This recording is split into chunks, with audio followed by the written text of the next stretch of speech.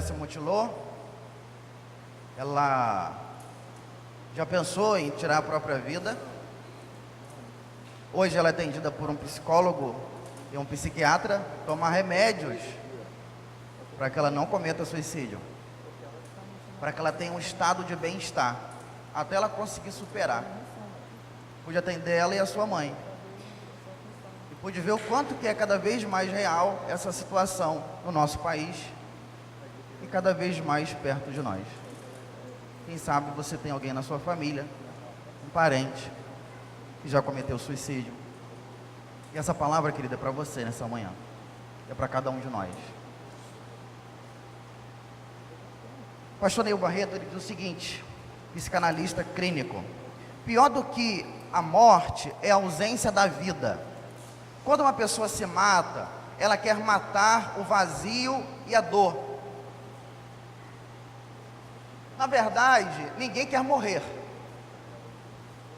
Uma pessoa que chega no estado de pensar e atitude de cometer um suicídio, na verdade, ela não quer morrer, mas ela entende a morte como um único recurso para escapar da dor, de uma dor insuportável. Karina, psicóloga, ela diz o seguinte: o suicídio pode ser a confirmação concreta da descontinuidade do sentido da vida.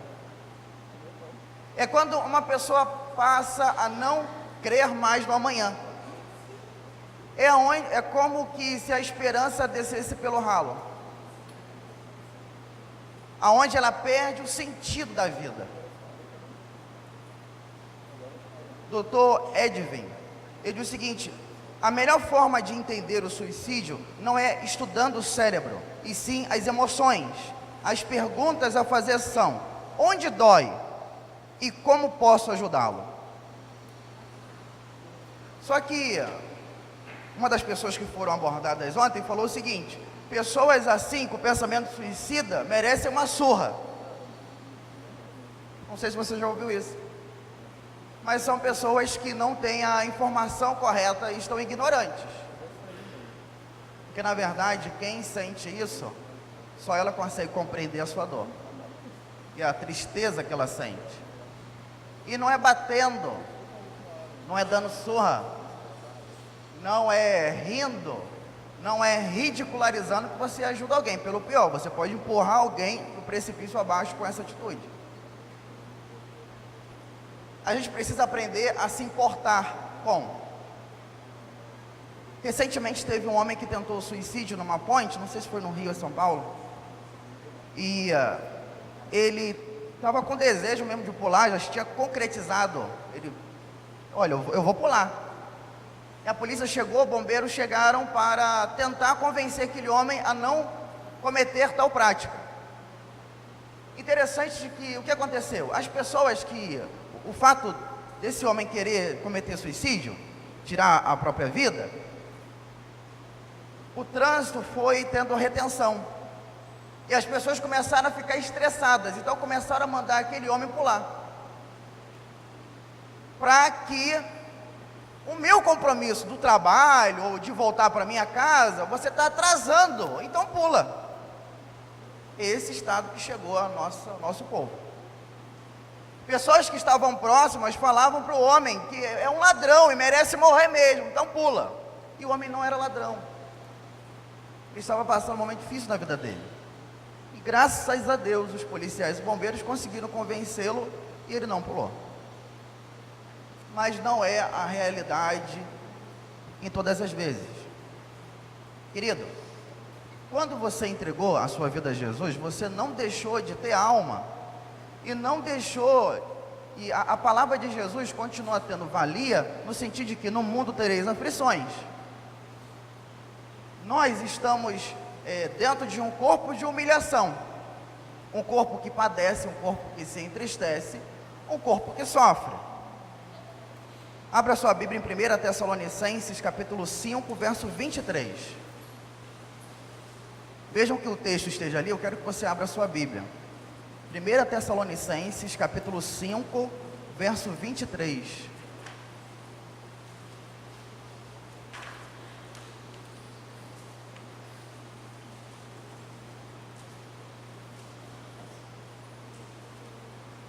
1 Tessalonicenses, capítulo 5, verso 23.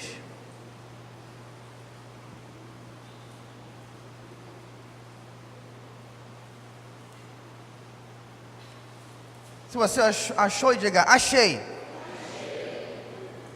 Se não achou, diga, perdido. A gente está perdido aí. 1 Tessalonicenses 5, 23. A palavra de Deus diz assim: que o próprio Deus da paz vos santifique integralmente, que todo o vosso espírito, alma e corpo sejam mantidos irrepreensíveis na vinda de nosso Senhor Jesus Cristo. A palavra de Deus está dizendo que você não tem apenas espírito e corpo, mas você também tem alma, que são também suas emoções, que vez por outra vão de um lado para outro. Você pode acordar bem-humorado, mas alguma coisa pode acontecer e gerar estresse, gerar ira, e os problemas da vida podem ser acumulados. Vamos pensar numa grama verdinha. Se uma pessoa joga uma pinga de cigarro, um exemplo, nessa grama verde, ela vai pegar fogo? Pega ou não pega? Não pega. Ela pode jogar várias pingas, vai pegar fogo? Mas se jogar uma pinga de cigarro numa grama totalmente seca, várias vezes jogando a pinga, pode incendiar? É igual uma floresta. Quando uma pessoa ela está bem espiritualmente, bem emocionalmente, ela tem a grama verde. Vai acontecendo os problemas da vida e ela vai conseguindo lidar, suportar, ela vai conseguindo ser resiliente. Vamos falar sobre isso daqui a pouco. Ela vai conseguindo essa confiança no Senhor, ela vai conseguindo essa dependência, então a grama é verde. Quando você não se cuida emocionalmente e espiritualmente e emocionalmente, os problemas da vida vão fazendo a sua grama secar. Problema familiar, problema na empresa, problema no trabalho, problema com o vizinho, aquele vizinho com aquele cachorro, abençoado, vários tipos, desde as pequenas coisas até as maiores. A grama, se não for cuidada, ela vai secar. Precisa de água. Jesus é a água da vida, ok? Precisa de água, precisa de todo esse cuidado e amparo. E a grama ficar seca, e aí depois de só uma pinga causa um incêndio. Conseguiram entender esse exemplo? A importância de cuidar da alma. Outro texto que fala sobre isso é 3 João capítulo 1, verso 1 e 2. Diz assim: o presbítero ao amado Gaio, a quem eu amo por causa da verdade, amado, oro na expectativa de que tenhas boa saúde, que seja bem sucedido em tudo que empreenderes, assim como é próspera a tua alma. A referência aqui é a alma. Assim como a tua alma vai bem, assim como a sua grama está verde, que todas as outras coisas também estejam verdes. O nosso problema é que nós não cuidamos da nossa alma. A gente não se cuida. O período do descanso é importante. Vivemos numa geração pós-moderna que é a geração da velocidade. A importância de desacelerar também é importante. Desacelerar para renovar-se. O desacelerar envolve dedicar mais tempo à oração, à palavra, passear, dar um rolê com a sua família, vai no shopping, vai no cinema, vai bater perna. Não tem dinheiro? Vai bater perna no shopping. Que benção, né? Vai olhar as modas, né? A mulher pode fazer isso. Nós precisamos refrigerar a alma com a palavra, com oração, com o jejum, mas também com esses outros instrumentos que não é pecado. Vai jogar bola. Cuidado para não pecar jogando bola, né? Falando da descendência do seu irmão, né? Você não pode. Mas a importância de cuidar de si, cuidar da alma. Porque passamos por conflitos internos e externos. Olha o que a palavra de Deus diz: conflitos externos e temores internos. Deus, porém, consolou-nos com a chegada de Tito. Assim como um indivíduo pode ser cheio do Espírito e ter um problema cardíaco, um problema renal, ser um paciente terminal, câncer e outras enfermidades, uma pessoa também pode ter depressão e até chegar ao suicídio. Não é aprovado, mas infelizmente se chega. O salmista declara o seu estado de grande angústia quando diz: dia e noite tua mão pesava sobre mim, minha força evaporou como água no calor do verão. Minhas forças se acabaram. Ele havia perdido a alegria de viver por causa do pecado, e o pecado gerou culpa, e ele até sente dores nos ossos. A palavra de Deus diz assim: o meu corpo definhou, e eu gemia o dia inteiro. A dor, um dos casos que pode levar alguém a cometer suicídio, não é o único, é a depressão. A depressão não é o único fator que pode levar alguém, mas é interessante dizer que a depressão não é um ato único diabólico. Tem pessoas que pensam que depressão, está em estado de depressão, é encosto, é diabo, e não é, querido. Ele pode usar um estado de grama seca para lançar seus dardos inflamados, entendeu? Tentar destruir a esperança, tentar enfraquecer a fé. Por isso que no período da depressão, há necessidade de renovar-se todos os dias, porque o combustível da fé é a palavra. Romanos 10:17, ora, a fé vem pelo ouvir, e ouvir da palavra de Cristo. Quando eu não estou buscando, eu estou enfraquecendo a fé, enfraquecendo o meu escudo, e aí os dardos inflamados do inimigo podem encontrar lugar e espaço na minha mente, no meu coração. Porque as nossas maiores batalhas são na nossa mente, não são externas, são internas. Então, cuide da sua grama. Cuide do seu coração. O suicídio é uma afronta contra Deus, pois Ele é o doador da vida e só Ele pode tirá-la. A pessoa que comete tal atentado contra a vida que Deus lhe deu está cometendo pecado. Quando a Escritura diz não matarás, não é apenas o matar o próximo, mas também o ato de findar com a própria vida. Então é uma quebra também do grande mandamento. Olha o que a palavra de Deus diz. E ele replicou: amarás o Senhor teu Deus de todo o teu coração, de toda a tua alma, de todas as suas forças e com toda a tua capacidade intelectual. E amarás ao teu próximo como a ti mesmo. Ou seja, tirar a própria vida também não é só uma demonstração, uma atitude de ausência de amor para com Deus, mas também com a própria família. Porque parentes de pessoas que se matam têm 5 vezes mais chances de tirar a própria vida, e filhos 6 vezes mais. Doutor Neuri Botega, psiquiatra, falou sobre isso. Não sei se você lembra do caso da Bruna Andressa, de 19 anos, que em julho desse ano cometeu suicídio no Acre, cidade Rio Branco. Ela cometeu suicídio e os pais não conseguiram lidar com a dor, então dias depois, os pais cometeram suicídio coletivo, pai e mãe também se suicidaram. E depois, o ex-namorado da garota também tentou cometer suicídio. O pai cometeu suicídio aos 45 anos de idade e a mãe com 39 anos. Isso é algo assim, que a gente precisa abrir os olhos e perceber que está perto de nós. Pensar em tirar a própria vida, tendo risco de fazer com que outras pessoas façam o mesmo, também gera prevenção. E além disso, é uma atitude de ausência de amor próprio. Quem se ama, não se mata. Aprender a se amar está ligado a cuidar da sua grama. E a minha oração é que ela esteja verde todos os dias. Então, cometer suicídio não é um ato heróico.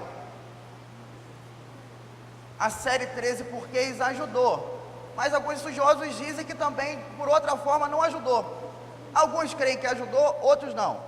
Os que creem que ajudou, alertou. Então as pessoas que procuraram, por exemplo, o CVV, ligaram 141, foi assim um absurdo, de pessoas procurando ajuda, que é o Centro de Valorização à Vida. Por outro lado também, houve um grande número de pessoas procurando no Google Como cometer suicídio? Usando cinto, porque a sensação da asfixia para eles é prazerosa. Então, eles colocam o cinto na garganta para poder tentar ter uma sensação de prazer. Vemos também essa realidade entre pastores, infelizmente. O pastor Batista Aguinaldo Alonso, dirigente da primeira igreja batista de Serrinha, no dia 9 de setembro de 2014, foi encontrado enforcado, deixando esposa e 2 filhos. E há suspeita que ele estava em depressão. O pastor e ex-presidente da Convenção Batista Estadual cometeu suicídio depois de enfrentar a depressão durante anos. Phil, ele havia feito o funeral de seu amigo, que era um outro pastor que também tinha cometido suicídio há 4 anos atrás. E em março do ano passado, ele cometeu suicídio. De acordo com o Instituto Chá e Fé, 70% dos pastores lutam constantemente contra a depressão. 71% se dizem esgotados. 80% acreditam que o ministério pastoral afetou negativamente suas famílias. E 70% dizem não ter um amigo próximo. Realidade daqueles que estão aqui em cima. Imagine na vida de outros líderes, imagine na vida do pai de família, da mãe de família, imagine na vida dos outros que estão sentados no banco.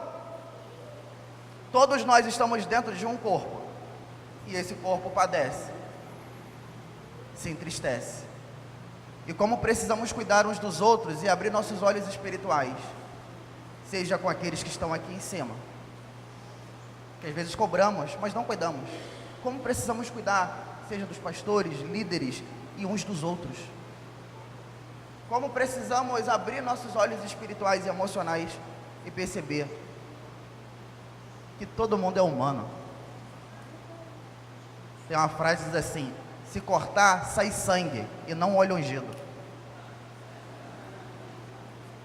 Meu irmão, se você cortar meu braço, vai sair sangue, não vai sair azeite não. Se cortar seu irmão, não corta não, né? Cortar seu irmão do seu lado aí, vai sair sangue. Então um beliscão nele vai doer. Não, também não faça isso.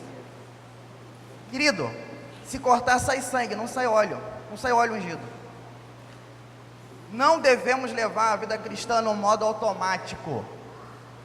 Não leve a sua caminhada no modo automático. Vir à igreja, bater cartão, participar de ministério. Automático. Você não é robô. Você é uma pessoa. Amém? Você é um ser humano. Não leve a sua vida com Deus no automático. Deus busca relacionamento, não robôs. Deus busca relacionamento com pessoas e não com robôs. Você não é robô.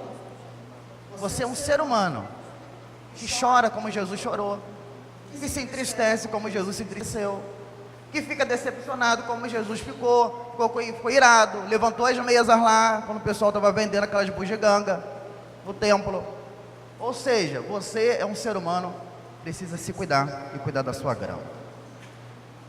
A Bíblia menciona 6 pessoas específicas que cometeram suicídio: Abimeleque, Saul, o escudeiro de Saul, Aitofel, Zinri e Judas.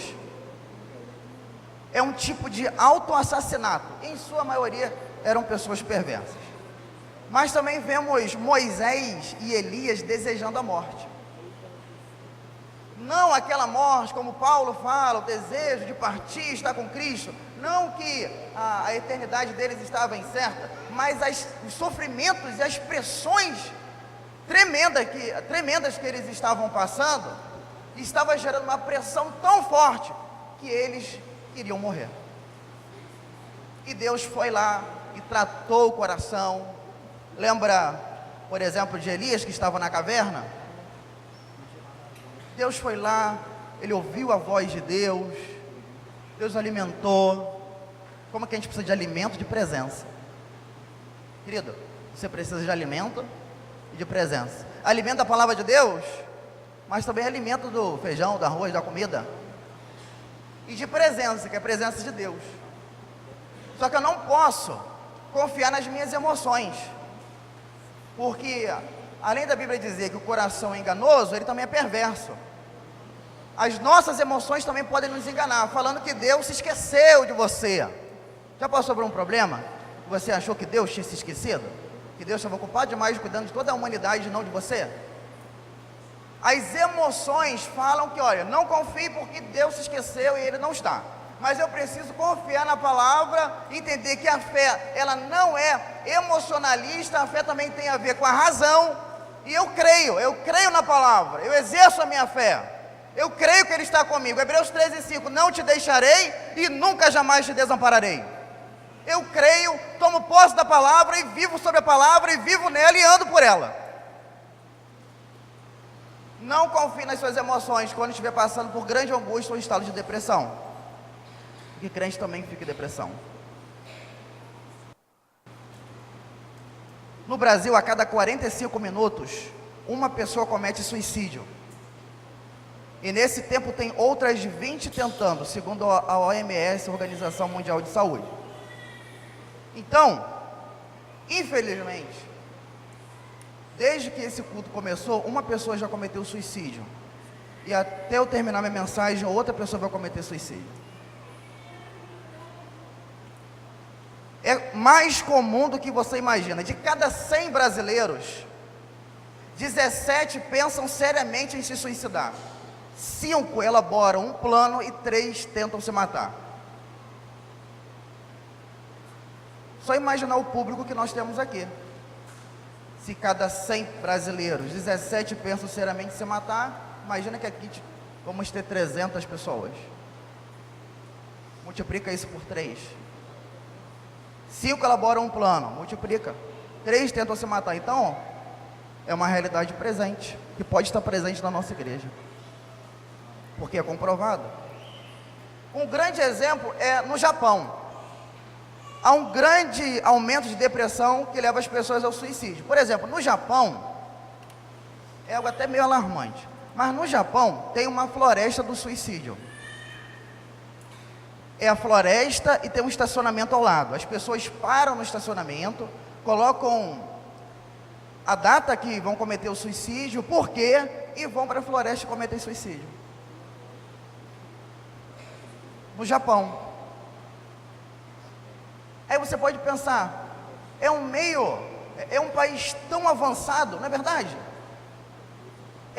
Tecnologicamente é um país tão avançado, mas a tecnologia aproxima quem está longe e afasta quem está perto. Os sociólogos dizem que nossa geração é constituída por relacionamentos líquidos e imatura demais para lidar com os conflitos da vida. Lembra, para aqueles que são mais antigos, estou falando que eu sou velho não, tá? Mas antes o pessoal zoava na escola, dava montinho, já passou por isso? Montinho? Tem gente que nem sabe o que é montinho, né? Pular um em cima do outro, fazer aquela montanha abençoada, e você lá espremido lá embaixo, né? Glória a Deus. E aí, ninguém ficava com bullying. Você ficou em depressão por causa do montinho? Pessoal zoando, brincando. Tem brincadeiras assim mais absurdas, né? Que é mochila, essas coisas assim não pode, né? Mas que os pulmões respirava bastante. Mas era uma geração anterior mais resistente. Mas o que os pesquisadores têm dito, psicólogos, é que o problema está na família. Há alguns homens que estão deixando, por exemplo, no Japão, as suas famílias para poder comprar bonecas sexuais. Bonecas sexuais são semelhantes a uma mulher que eles escolhem a forma estética dela, eles compram pela internet, elas têm vagina, elas têm toda uma estética e elas não discutem, elas não ficam menstruadas, elas estão prontas para sexo. E existem vários casos no Japão de homens que estão deixando o seu ambiente familiar para poder comprar bonecas sexuais, para poder se relacionarem, e eles já estão criando uma boneca que consegue falar, mas ela não vai discutir. Coisa horrível. é a perda da humanidade, da humanização do ser humano, a ponto de se relacionar com um boneco. Na verdade, as pessoas falam que tem que tirar o evangelho do Brasil, a Bíblia, porque aí a geração vai evoluir. Mas na verdade, quanto menos Cristo, mais evolui, mais regride, mais se sodomiza, mais regride e chega cada vez mais no seu estado de podridão. E nós temos palavras de vida eterna que Cristo nos deu para compartilhar para a nossa geração. Amém, querido? Para a nossa geração. A solidão é a marca da nossa geração. Podemos estar rodeados de pessoas e mesmo assim nos sentir sozinhos. E muitas pessoas estão assim dentro das igrejas. Elas estão no meio da multidão, mas se sentem sozinhas. Elas estão solitárias. Gerando até, por exemplo, idosos. E o índice no Brasil de idosos que estão cometendo suicídio está cada vez mais crescendo. Por quê? Abandono, solidão. Pessoas que deixam seus pais, não tem condição, aí deixam os pais lá no asilo, mas não visitam, não cuidam, não zelam. Estão lá abandonados. No Brasil, cresce cada vez mais um número. Como igreja, nós precisamos mudar esse quadro. Isso começa individualmente na vida de cada um de nós, de forma proativa. Eu não preciso esperar os outros fazerem, eu posso fazer. Eu posso abrir meus olhos para dentro da minha casa, eu posso abrir meus olhos para o meu irmão que está do meu lado, que precisa de ajuda, que precisa de cuidado. Eu preciso aprender a visitar uns aos outros. Como que isso tem se perdido na nossa geração? O visitar, o marcar, não é chegar como intruso não, né? Mas o marcar, o ligar, vou comer a lasanha na sua casa, glória a Deus, né? Lasanha. O pastor está vivendo a expansão do tempo por causa disso. Mas, sermos intencionais, sermos proativos, no cuidado, no zelo. Querido, PG e discipulado são terapêuticos. Pequeno grupo e discipulado é terapêutico. É você cuidar da sua grama, cuidar da sua alma, do seu espírito.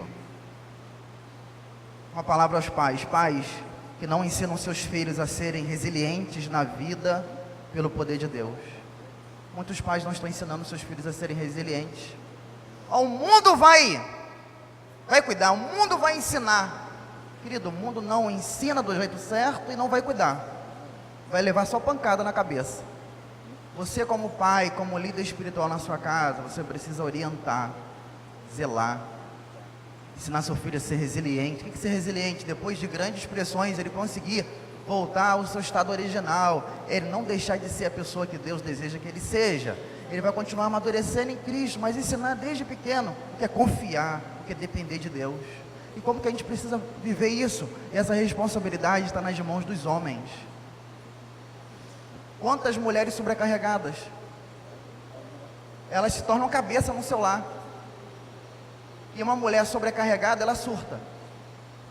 Você, pai, homem, você precisa aprender a ensinar seus filhos. Seja no levantar, seja andando pelo caminho. Ensina os seus filhos, não só a partilha, a bênção, mas ensine a provação. Ensine como passar por ela. Ensine que ele vai passar por aflições. Ensine que ele vai se frustrar nessa vida. Ensine de que, olha, ele vai se frustrar com as pessoas que ele mais confia. Ensine isso. Ele precisa ser ensinado, por mais dolorido que seja. Ele precisa ser ensinado. Se você não ensinar, ele vai apanhar forte. E muito forte. A ausência paterna tem gerado a prática da homossexualidade, que também tem levado ao suicídio. Que é a ausência do pai. Eu sei que aquele pensamento, olha, eu não tive oportunidade, eu não tive recurso, agora que eu tenho, eu vou dar o melhor para os meus filhos. Esse é o pensamento masculino. Mas uma coisa que a gente não pode esquecer é, seu filho não apenas precisa de presentes, que você pague o curso, que você dê coisas, ele precisa da sua presença. A ausência de presença paterna dentro do lar cristão tem gerado filhos que estão escolhendo a prática da homossexualidade. A ausência dos pais, feminina também. Por quê? Porque é no pai que ela recebe o senso de valor, cuidado e proteção. Se o pai está ausente, trabalhando em 1001 empregos, e não dá atenção, não senta para conversar, para dialogar, não brinca junto, aí filhos criados só pela mãe, avós, e aí gera o quê? A figura, a referência é feminina. E aí quando crescer, ele pode ter trejeitos femininos, um pensamento feminino, porque ele não tem a referência paterna de homem dentro da sua casa. Querido, e isso assim as nossas maiores referências dentro do nosso lar. Lembra de Esaú e Jacó? Eles estavam brigados, não estavam? Quando eles foram se reconciliar, depois de anos, aí Esaú botou os filhos um atrás do outro, foi isso? Para poder na busca de se reconciliar. Quem estava naquela fila? José. José aprendeu que irmão se reconcilia com irmão. Anos mais tarde, anos depois, quando aconteceu aquela história lá com os irmãos dele, lembra? Foi jogado no poço, o intuito era matar. Judá que não os deixou. E aí estava lá, passou por aquela prisão, aquele aperto todo. Ele poderia ter sido o homem mais vingativo da história, não poderia? Quando chegou lá em cima, agora, viu os irmãos dele, agora é minha vez. Sangue nos olhos, ele fez isso. Ele aprendeu com Deus, dentro da sua família, que irmão se reconcilia com irmão. As nossas maiores referências estão dentro da nossa casa. Uma das causas de suicídio entre adolescentes é o divórcio, de acordo com a Associação Brasileira de Psiquiatria. Por isso também que Deus disse que eu dei o divórcio, porque ele já sabia disso. Pais divorciados, os filhos são os que mais sofrem. Aí escolhem a rebeldia, depressão. Por isso que tem adolescentes que mudam de um estalar de dedo, já viu? Os pais se divorciam, isolamento, irritabilidade, baixa nas notas. É a fase da rebeldia, mas também é a crise, que é a desestabilidade da alma. E aí o que acontece? É o estado da depressão, que começa a entrar. E se não tiver amparo, ajuda, e não falar, você tem que ser homem, para de ser bobo, tá assim. Querido, são atitudes imaturas de quem não sabe, de quem não tem conhecimento. Tem que amparar, ajudar, estar junto. Por isso que Deus disse, eu, o Senhor, odeio o divórcio. Isso tem consequências futuras. Por isso também que no domingo, esse próximo domingo, eu vou falar sobre a adolescência e o suicídio. O suicídio na área dos adolescentes, que eu creio que vai ser abençoador.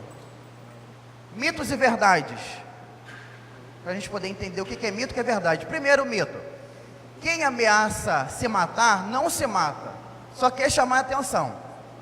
É um mito.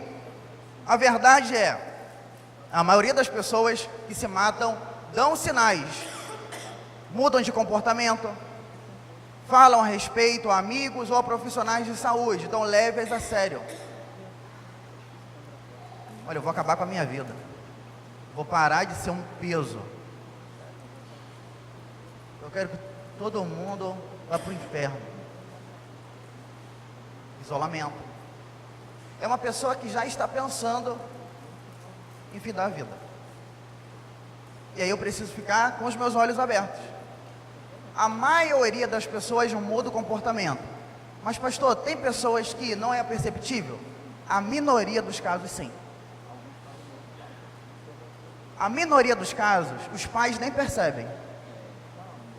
Só vem depois que o filho já cometeu. Por isso, nem todos os casos a gente precisa ficar aí martirizando os pais. É necessário cuidado, mas tem casos que os pais não percebem. Mas a maioria, ele vai sinalizar. A irritação, o isolamento, pensamento de morte, pessimismo. São pensamentos de alguém que está em estado de depressão e está já pensando em findar com a sua própria vida. Outro mito e verdade. Falar de suicídio incentiva a pessoa a tirar a própria vida. Isso é uma cultura brasileira. Olha, não pode falar, porque quanto mais falar, mais vai acontecer. Já ouviu isso? Ou talvez você pense nisso, querido, mas na verdade isso é uma mentira. Não, conversar abertamente sobre suicídio ajuda a preveni-lo, porque alivia a angústia e a depressão. Essas informações não é o pastor que criou, não. É a Associação Brasileira de Psiquiatria. Outro mito e verdade. Quem quer se matar, vai se matar. Ao contrário, pessoas costumam ser ambivalentes sobre viver ou morrer. Muitos tornam veneno. Peraí, vou ler aqui. Muitos tornam veneno impulsivamente, mas logo depois eles se arrependem. Daí a importância de apoio emocional. Ou seja, nem todo mundo que fala, que está pensando, ele vai partir para a prática. Na verdade, lembra que eu falei? A pessoa não quer morrer. Ela chega ao estado ou anterior, automutilação, isolamento. Geralmente pessoas na automutilação usam casacos para esconder as automutilações. Teve uma mãe que eu atendi lá em Salvador. Eu falei para ela: olha, preste muita atenção na sua filha. A roupa, o corpo, porque ela pode esconder muitas coisas. Então, a mãe precisa estar cada vez mais atenta. Outro mito e verdade. Outro mito e verdade. Iago, quem sobrevive a uma tentativa de suicídio está fora de perigo. Verdade, um dos períodos mais críticos é quando a pessoa está melhorando da crise que motivou a tentativa, ou quando ainda está no hospital. Então, quem sobrevive a uma tentativa de suicídio está fora de perigo? Não. Tem um outro caso, uma pessoa que tentou suicídio, e aí tomou vários medicamentos, conseguiram socorrer, conseguiram ajudar, mas está pensando em tirar sua vida de novo. E é um caso perto da gente, perto de nós. Quinto e último mito que eu vou falar e vou encerrar minha mensagem com outros textos bíblicos. Só pessoas com doenças mentais se matam. É mito. A verdade é, dores crônicas aumentam em 3 vezes a probabilidade de suicídio. Os parentes de suicidas aumentam as chances em 5 vezes. Álcool e drogas. 1 em cada 3 brasileiros que se suicidam tem álcool no sangue. Então não é só alguém que tem uma doença mental, que tem uma doença patológica, mas não só o estado de depressão, alcoolismo, dependência química, leva também a um estado de depressão e a pessoa a cometer suicídio. Então, o caso é maior do que a gente pode imaginar, mas com essas informações, eu creio que a gente fica mais consciente para poder ajudar alguém. Mas, pastor, como que eu posso ajudar? Pastor, o suicídio pode ser evitado? Sim. Tem um texto que eu usei que eu quero usá-lo de novo. Conflitos externos e temores internos. Deus, porém, consolou-nos como? Como que Deus consolou? Com a chegada de quem? De Tito. A chegada de Tito trouxe renovação. Minha pergunta é: quem é o seu Tito? Ou Tita? Quem é aquele que está cuidando da sua grama? Que está te ajudando a cuidar de você, discipulador, uma discipuladora. Quem está ajudando você a cuidar da sua grama? Se não tem ninguém, querido, então, ó, recalcule a rota e procure alguém para te ajudar. Precisamos de amigos, de pessoas para desabafar e curtir a vida. Por isso que as estatísticas dizem que os consultórios psicológicos até 2020 vão aumentar grandemente. Por quê? Lembra que eu falei que uma das marcas da nossa geração é a solidão? Pessoas solitárias, e às vezes até dentro da própria igreja. E aí vai aumentar os casos de distúrbios psicológicos, emocionais, a grama vai ficar seca. E os consultórios psicológicos vão encher. Então quem é psicólogo vai ganhar muito dinheiro com isso. Mas é uma lástima. Porque a igreja é um organismo vivo. E nós somos membros uns dos outros. Aprenda uma coisa, ninguém é igreja sozinho. Eu sou a igreja, pastor, você não é igreja não. Ninguém é igreja no singular. Você tem todos os dons espirituais? Não. Você é o corpo sozinho de Cristo? Não. Você é membro do corpo.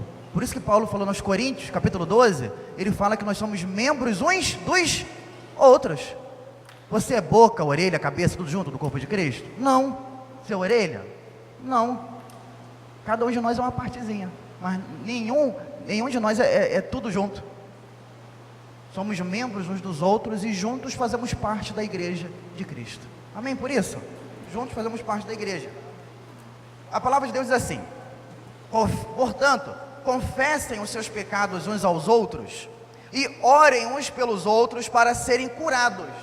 A oração de um justo é poderosa e eficaz. Pastor, o que isso quer dizer com isso? O primeiro passo para a restauração da alma é a confissão. Não é você buscar o perdão do pecado do outro, que só Deus perdoa. 1 João capítulo 1, verso 9. Se confessarmos nossos pecados a Deus, Ele é fiel e justo para nos perdoar os pecados e nos purificar de toda injustiça. Mas quando a gente confessa para alguém, expõe nossas fraquezas, nossas lutas, para alguém como eu, humano, eu posso receber a ajuda e a restauração da minha alma. E a Bíblia diz que o passo para a cura, o primeiro passo para a cura é a confissão, é você falar isso para alguém, compartilhar isso para uma outra pessoa, e a restauração. E entender uma coisa, e buscar ajuda psicológica quando for necessário. De acordo com Provérbios 1:15 e 15:22, ser orientado por pessoas sábias é bíblico. E de preferência procure psicólogos que sejam crentes. Opinião particular. Procurar uma ajuda psicológica não é coisa de maluco. Na minha adolescência, 1 ano eu estive em depressão, durante 1 ano. E pude buscar ajuda psicológica. Se hoje eu estou aqui falando com vocês, é porque Deus me restaurou e usou uma psicóloga para restaurar minha alma. Então, não é coisa de maluco. Procure ajuda. Construa de forma intencional sua vida com Deus. Tente ler um salmo por dia. Você pode até fazer do salmo a sua oração. Olha o que a palavra de Deus diz: os teus mandamentos me trazem o quê? Alegria, pois eu os amo. A tua palavra gera em mim alegria. O salmista tinha falado: torna-me a dar a alegria da salvação. Mas ele entendia que Deus poderia restaurar a sua alegria, restaurar o seu coração. Não pense mentiras sobre si mesmo. Olha o que a palavra de Deus diz de forma muito interessante. Porque como imaginou no seu coração, assim é ele. O que isso quer dizer com isso, pastor? Aquele pensamento: eu não vou conseguir, Deus não se importa comigo. Alimentar mentiras não ajuda, atrapalha, fica mais seca ainda a grama. Por isso, tem uma frase que eu ouvi que eu nunca mais esqueci: nunca duvide nas trevas o que Deus te disse na luz. Trevas é o quê? Momento de angústia, de tribulação, de prova. Não duvide do que Ele já te disse. Não duvide da sua palavra, que ilumina o nosso caminho, que é lâmpada para os nossos pés. Que quando eu não vejo um futuro, a palavra de Deus gera essa expectativa de futuro dentro de mim. Amém, querido? Gera esperança no meu coração. O que você pensa de si mesmo vai determinar o seu destino. O que você pensa de si mesmo vai determinar o seu destino. Por isso, alimente a sua fé e a sua esperança. Os últimos textos que eu quero usar quero trazer à memória o que pode me dar esperança. Às vezes a gente precisa olhar para trás e ver as coisas que Deus fez. Como que Deus te ajudou no passado, aqueles momentos de dificuldade, de prova, aqueles momentos difíceis, seja no trabalho, familiar, qualquer outra área. Como Deus te ajudou? Isso é trazer à memória o que pode dar esperança, porque o mesmo Deus que te ajudou no passado é o mesmo Deus que está hoje contigo, para te fortalecer, para te restaurar e curar a sua alma, curar o seu coração. Olha o que Jó declara: porque há esperança para a árvore que, se for cortada, ainda se renovará, e não cessarão os seus renovos. E louvado e exaltado seja o nome do Senhor, porque há esperança para aquele que crê. Porque mesmo que você possa se ver como uma causa perdida, que talvez você está ouvindo essa mensagem e essa mensagem encaixou direitinho em você, não só sobre a questão de depressão, suicídio, mas qualquer outra área, problema que você esteja vivendo, mesmo que você se sinta uma causa perdida, Deus, quando olha para você, Ele olha com um olhar cheio de esperança, e louvado e exaltado seja o nome do Senhor por isso. Ele olha para você com um olhar de esperança. As pessoas podem te ver como uma causa perdida, até você mesmo acreditou nessa mentira, essa mentira das trevas, do diabo. Mas Deus olha para a minha vida e para a sua vida com um olhar cheio de esperança. Querido, a morte de Cristo e a sua ressurreição não foi em vão. A palavra de Deus diz que nós podemos ter e temos uma viva esperança. E podemos confiar no Senhor e viver a restauração da nossa alma, a restauração do nosso coração. Para terminar, Pedro certa vez estava decepcionado consigo mesmo. Tentou obedecer Jesus e nunca alcançava as suas próprias expectativas que ele tinha criado. E certa vez ele falou o seguinte: eu vou pescar, não quero mais saber disso. E foi. Ele não queria mais saber, porque ele se decepcionou consigo mesmo. Decepcionou Jesus. Eu neguei. Olha o que eu fiz, neguei o meu mestre. Olha o que eu fiz. Jesus vai lá. Alguns estudiosos dizem que Jesus foi no mesmo lugar onde chamou Pedro, lá na praia. Jesus falou: você me ama? E Pedro falou: eu gosto de você. Olha o que eu fiz. Eu sou uma causa perdida. Eu estou cheio de desesperança. Minha fé desceu pelo ralo, Jesus. Eu apenas gosto de você. Jesus foi insistindo. No final, Jesus deixa claro: olha, você gosta? Pedro falou: eu gosto.